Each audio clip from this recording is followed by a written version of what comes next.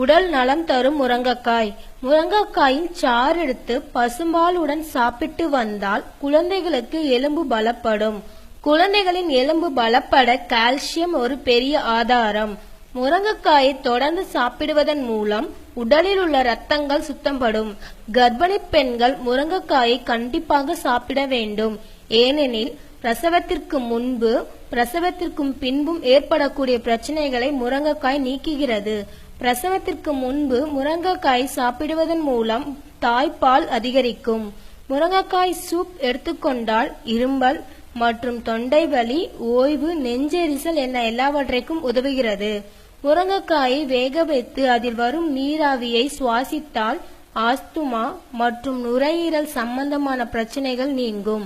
முருங்கைக்காய் சாறு முகத்தில் தடவி வந்தால் முகம் பொலிவு பெறும்.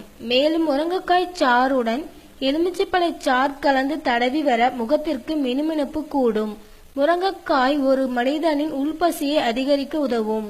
முருங்கைக்காய் வாரத்தில் 2 முறை சாப்பிட்டு வந்தால் வயிற்று வலி குணமாகும். மேலும் மூலத்தலைவலி, இரத்த நுகர்வோர், சிறுநீரக நீர் சுத்திகரிப்பு, உடல் எரிவாயு பிரச்சனைகளை நீங்கும்.